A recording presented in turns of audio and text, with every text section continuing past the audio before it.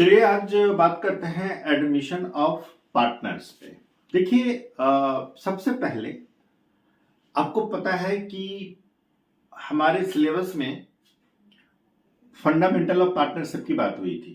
अगर मैं अकाउंट्स की बात करूं तो अकाउंट्स में जो हमारा जिसमें एनपीओ एंड पार्टनरशिप है, तो सबसे पहले हम लोगों ने फंडामेंटल ऑफ पार्टनरशिप की बात की थी। तो फंडामेंटल ऑफ पार्टनरशिप में क्या था, हमने बेसिकली ये पढ़ा था उसमें कि पार्टनर्स का डेफिनेशन क्या होता है, पार्टनरशिप का डेफिनेशन क्या होता है, पार्टनरशिप डीड क्या होती है और उस डीड में क्या क्या चीजें मेंशन होती हैं। हमने उसमें इंटरेस्ट ऑन कैपिटल की बात की थी, इंटरेस्ट ऑन ड्राइंग की बात की थी, इंटरेस्ट ऑन लोन की बात की थी, पीएल अप्रोप्रिएशन की बात की थी, कैपिटल अकाउंट की बात की थी और पास्ट एडजस्टमेंट की बात की थी, गारंटी ऑफ पार्टनर्स की बात की थी। ये हमारा था फंडामेंटल ऑफ पार्टनरशिप। उसके बाद सेकेंड चैप्टर था हमारा वैल्यूएशन ऑफ गुडविल। तो वैल्यूएशन ऑफ गुडविल का मैंने जो क्वेश्चंस बताए थे, जो करवाए थे, उसको एक बार आप लोग जरूर कीजिएगा। और इनफैक्ट हमने फंडामेंटल में एक बात कहना मैं भूल गया, फंडामेंटल में भी मैंने इंपॉर्टेंट क्वेश्चंस बताए थे। आप मेरे पहले वाली वीडियोस देख सकते हैं, उसमें है। और आपको लगता है कि कहीं हमारी जरूरत है तो मैं आपकी मदद जरूर करूंगा। अब वैल्यूएशन ऑफ गुडविल के बाद है प्रॉफिट लॉस शेयरिंग चैप्टर। अब प्रॉफिट लॉस शेयरिंग चैप्टर की बात करूं और एडमिशन की बात करूं तो मोस्टली अगर मैं मोस्ट प्रोबेबली कहूं आपसे, तो अगर हम एडमिशन का चैप्टर करते हैं ना तो ये चैप्टर लगभग कवर हो जाता है। लेकिन फिर भी मैंने अपने 2 वीडियोस एटलीस्ट चैप्टर 4 पीएसआर जो हमारा चैप्टर है प्रॉफिट शेयरिंग रेशियो, उसका मैंने डाला है। चलिए एडमिशन ऑफ पार्टनर्स की बात करते हैं। इसको एक एग्जांपल से समझते हैं कि 2 पार्टनर्स हैं ए और बी, इनका रेशियो ले लेते हैं कि इक्वली है 1:1। दैट मीन्स कि अगर प्रॉफिट 100 है तो इन दोनों को 50-50 मिलेगा। ठीक। अब क्या होता है कि कोई तीसरा पार्टनर आ रहा है, मान के चलिए वो 1/5 के लिए आ रहा है, 1/5 के लिए आ रहा है। तो अब सिंपल सी बात है कि पार्टनर्स बोलेगा कि भाई मुझे क्या जरूरी है, क्योंकि जो तीसरा पार्टनर है अगर वो 1/5 ले लेगा, दैट मीन्स कि 1/5 को अगर हम ऐसे देखें तो 20% वो ले रहा है टोटल शेयर का। अब बात करेंगे टोटल शेयर कितना होता है। तो टोटल शेयर अगर 20% है तो 100 रुपीज में से 20 रुपीज ले लेता है। और फिर अगर इसका इक्वली है तो फिर तो इसको 40-40 मिलेगा। ये कहेगा कि भाई नहीं चाहिए, नया पार्टनर मुझे चाहिए नहीं, हम 2 पार्टनर हैं ऑलरेडी, हमारा बिजनेस चल रहा है। बट अब इस चीज को समझना है कि जब नया पार्टनर आता है तो हम यहां देख रहे हैं कि जो एग्जिस्टिंग पार्टनर है या जो ओल्ड पार्टनर है उसको अपना शेयर सेक्रीफाइस करना पड़ रहा है।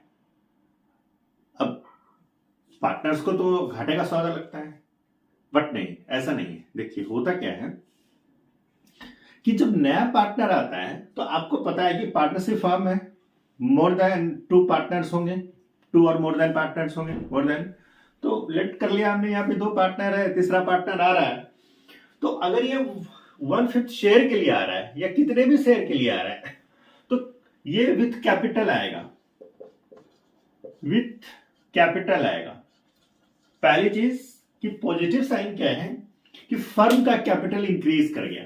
मान के चलिए कि ए और बी है, दोनों का कैपिटल मिला के 20 लाख है, 10 लाख ये भी भाई साहब लेके आ गए, सी भी लेके आ गए, तो टोटल कैपिटल फर्म का 30 लाख हो गया। तो ये तो बात कैपिटल की हो गई। लेकिन सवाल है कि ए और बी जो है सो शोर मचा रहा है कि भाई इसके आने से तो हमारा शेयर कम हो गया। तो इसको मेकअप करने के लिए कहीं ना कहीं नया पार्टनर जो है गुडविल आता है, मतलब गुडविल लेकर आता है। मतलब जो न्यू पार्टनर है वो new partner comes with comes with capital and goodwill ये दो चीजें लेकर आता है। और गुडविल इसलिए लेकर आता है कि जो पार्टनर सैक्रिफाइस कर रहा है उसको दिक्कत नहीं हो, उसको जितना पहले मिलता था उतना मिले। इट मीन्स कि जब न्यू प्रॉफिट शेयरिंग रेशियो होगा, जब न्यू, ऑब्वियस सी बात है कि पहले 1:1 था तो इसको ये मिल रहा था। अब मान के चलिए एक एग्जांपल है कि अब इनको ये मिल रहा है, 100 में से 20 अगर वो ले रहा है, 80 बच गया तो 80 में 40 ले रहा है, तो कहीं ना कहीं इनको कम मिल गया। तो जो गुडविल लेकर आता है नया पार्टनर, उसको उसके सैक्रिफाइसिंग रेशियो में डिवाइड करते हैं। ठीक है, मतलब सीधी सी बात कि नया पार्टनर कैपिटल और गुडविल लेकर आता है, तो गुडविल को ओल्ड पार्टनर के या एग्जिस्टिंग पार्टनर के सैक्रिफाइसिंग प्रॉफिट शेयरिंग रेशियो में डिवाइड करके दे देते हैं। अब यहां पे आप देखेंगे मैंने 2-3 चीजें बोली हैं। पहली चीजें बोली है कि न्यू पार्टनर आ रहा है, न्यू पार्टनर आ रहा है। ठीक है, तो जब न्यू पार्टनर आएगा तो कहीं ना कहीं इनका जो प्रॉफिट शेयरिंग रेशियो हो जाएगा वो चेंज होगा, मतलब एग्जिस्टिंग पार्टनर का new profit sharing ratio change होगा। देखिए एक एग्जांपल लेते हैं हम लोग कि दो पार्टनर हैं ए और बी, इनका रेशियो है 5:3। अब सी जो है नया पार्टनर वो 1/5 के लिए आ रहा है, तो यहां पे हमें न्यू प्रॉफिट शेयरिंग रेशियो निकालना है, new profit sharing ratio calculate करना है। ठीक है, तो सबसे पहले मैंने अपने पिछले वीडियो में भी इसको निकाल के दिखाया था कि न्यू रेशियो कैसे निकलता है। तो न्यू रेशियो निकालने के लिए सबसे पहले हमें निकालना होता है रिमेनिंग रेशियो। देखिए टोटल रेशियो 1 होता है, जो टोटल रेशियो होता है 1 होता है। हम यहां पे लिख लीजिए, let total ratio equal to 1। तो 1 माइनस 1/5, टोटल रेशियो हमारा 1 हो गया और रिमेनिंग रेशियो हमारा हो गया 4/5।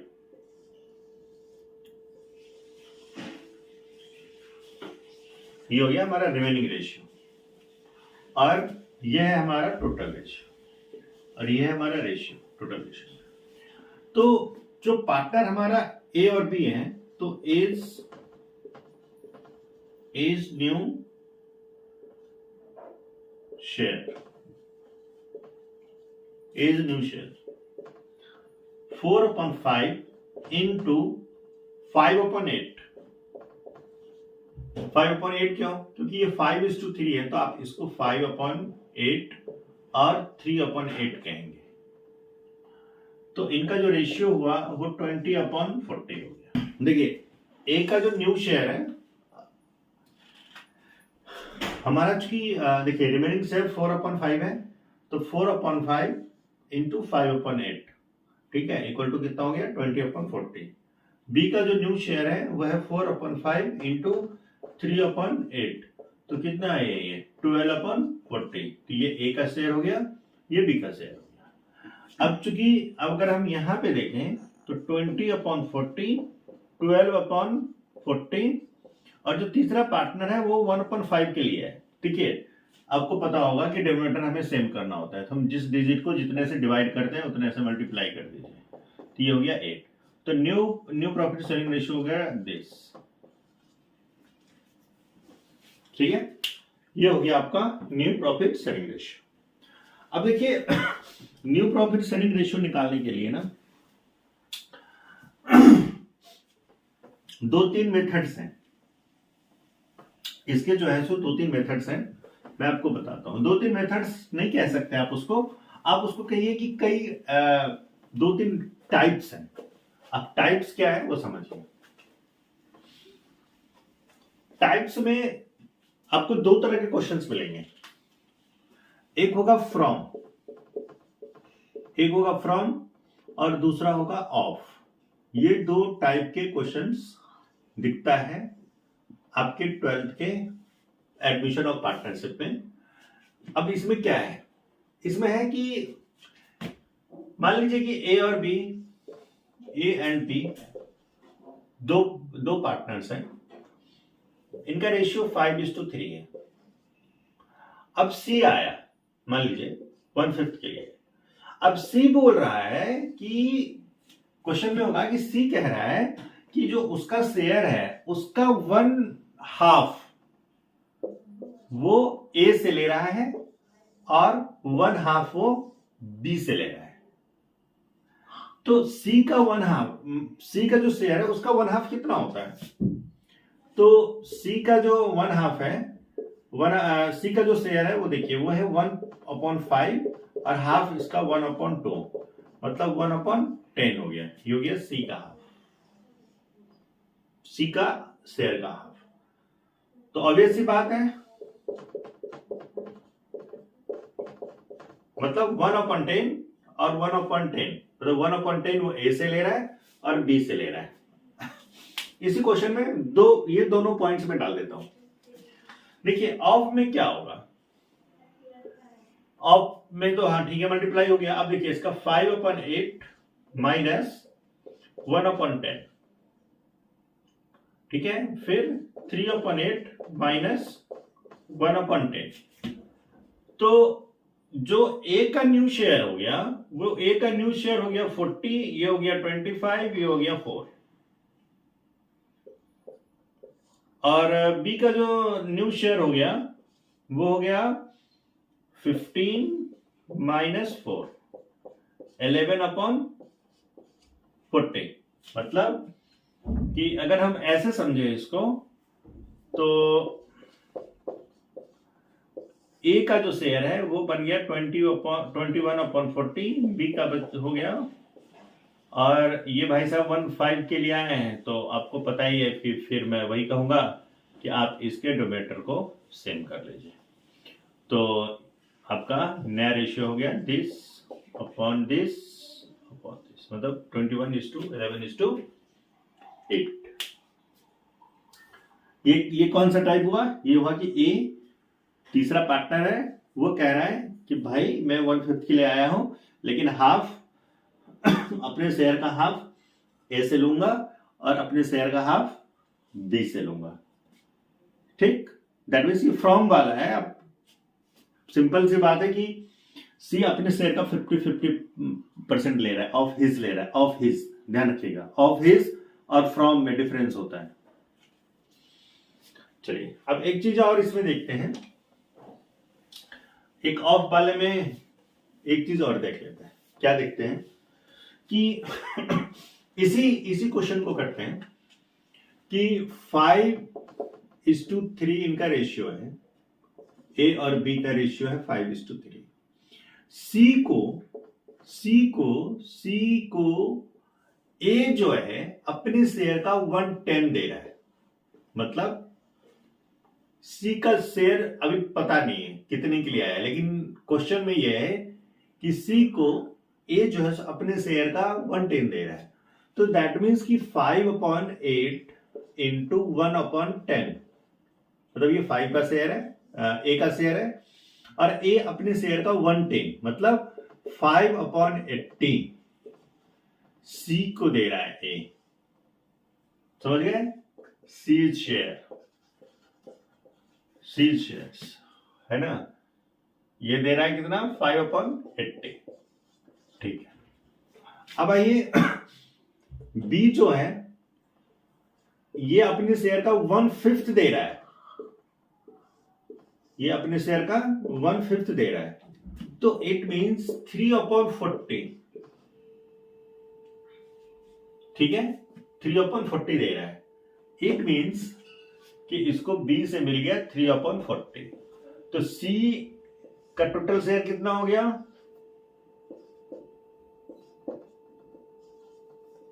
11/80।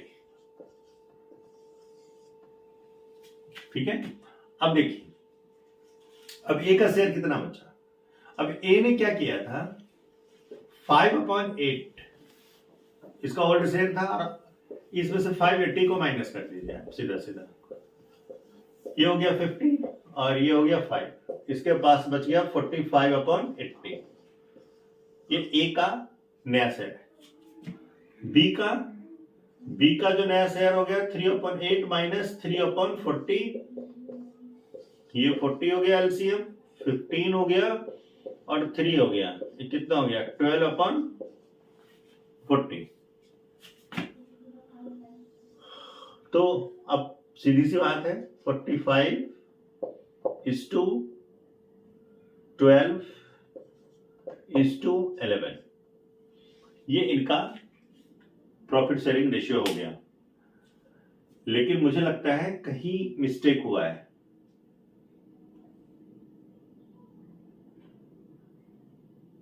5/8 माइनस 5/80, ठीक है, तो ये 10 हो गया आपका, और ये 50 हो गया, 45 हो गया, करेक्ट।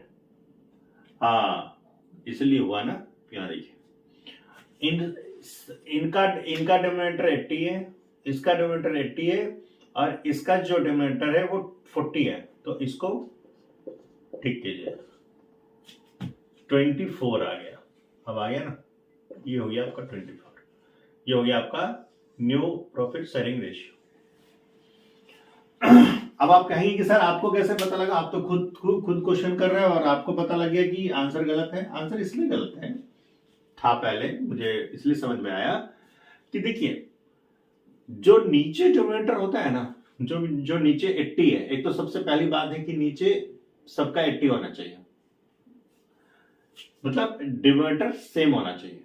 दूसरा क्या है कि जो रेशियो जो आता है ऊपर वाला, जैसे हमने यहाँ पे 45 ले लिया, हमने यहाँ पे 11 ले लिया, हमने यहाँ पे 24 ले लिया, इस तीनों का टोटल डिनोमिनेटर के टोटल से के इक्वल होना चाहिए, बिल्कुल सेम होना चाहिए। तो पहले यहाँ पे 12 आ रहा था, तो दिख रहा था कि 80 आ नहीं रहा है, तो 45 + 24 + 11 80। तो मैंने आपको ये सिखा दिया कि न्यू प्रॉफिट शेयरिंग रेशियो कैसे निकलता है, उसमें कितने तरह के क्वेश्चन आते हैं। देखिए, अगर आप क्वेश्चंस करते हैं ना 1 to 18, ये क्वेश्चंस जो जब आप करेंगे तो एक दो टाइप्स में थोड़ा सा है, तो यही थोड़ा सा इनको उन्होंने थोड़ा बहुत घुमा दिया है, लेकिन एक क्वेश्चन है, मास्टर क्वेश्चंस है, अगर आप उसको कर लेते हैं तो मुझे नहीं लगता कि कोई क्वेश्चंस आपसे छूटेगा। हाँ, जहां तक मुझे समझ में आ रहा है। देखिए, क्वेश्चन नंबर 10, इसमें सभी दिए हुए हैं, मतलब इसमें 6 टाइप के क्वेश्चंस है, 1 2 3 4 5 6। हाँ, मतलब क्वेश्चन नंबर 10 ये इंपॉर्टेंट है हमारी तरफ से, ये क्वेश्चन नंबर 10 इंपॉर्टेंट है, कोई भी क्वेश्चन आएगा आप कर लेंगे। तो न्यू प्रॉफिट शेयरिंग रेशियो निकालना हम लोग सीख गए। अगर कहीं इसमें कहीं कोई कंफ्यूजन हुआ, जो क्वेश्चंस मैंने करवाए हैं, जो एग्जांपल्स हमने दिए हैं, अगर आपको लग रहा होगा कि सर थोड़ा सा क्लियर नहीं हुआ, थोड़ा और कर दो, तो आप सामने स्क्रीन पे भी नंबर होगा और हमारे डिस्क्रिप्शन में भी नंबर होगा, आप मुझे कांटेक्ट कर सकते हैं।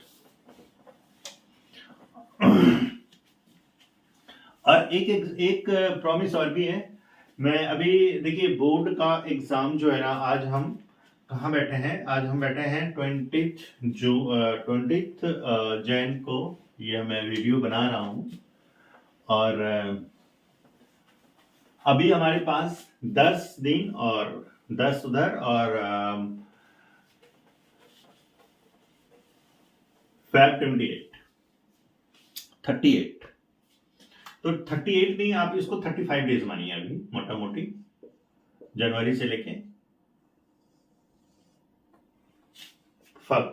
फरवरी तक मैं आपकी तीनों ही बुक फिनिश कर सकता हूं, पार्टनरशिप वाली भी, कंपनी वाली भी, इशू जिसमें इशू ऑफ शेयर्स है, और कैश फ्लो वाली। 35 डेज में आप क्रैश कोर्स कर सकते हैं। क्रैश कोर्स क्रैश कोर्स कर सकते हैं। ठीक है, चलिए अब आपको बताते हैं कि सैक्रिफाइसिंग रेशियो कैसे निकलता है और गेनिंग रेशियो कैसे निकलता है। मोस्टली आपको पता ही होगा, लास्ट वीडियो में भी था। देखिए, सैक्रिफाइसिंग रेशियो होता है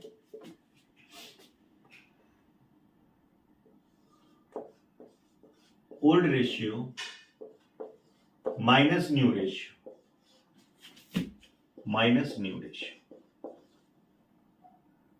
जो भी क्वेश्चंस मैंने अभी दिए हैं, आप एक बार आप ट्राई करके देख सकते हैं, न्यू रेशियो हो जाएगा।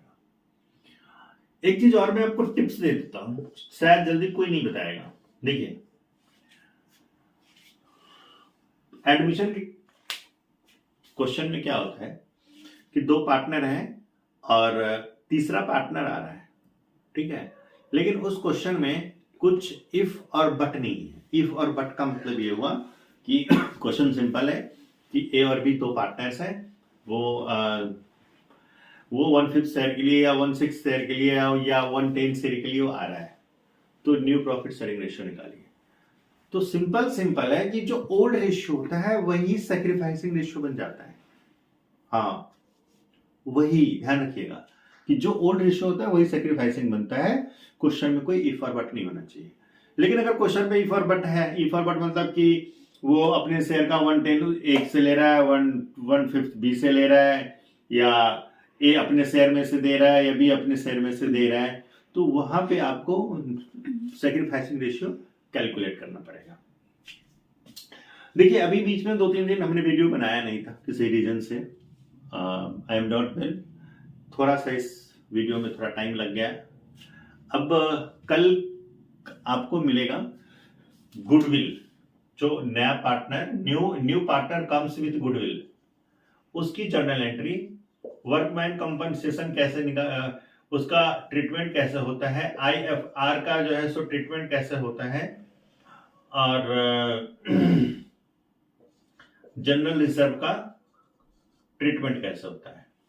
तो वो वीडियोस आपको कल मिल जाएगा। 21 हो गया आज, हाँ मेरे समझ से 21 में है अभी हम। कल हम वो अपलोड कर देंगे। तब तक आप लोग का ये होमवर्क है 1 to 18। आप मुझे इतना ट्राई करके आप मुझे मेरे नंबर पे व्हाट्सएप कर सकते हैं। थैंक्स।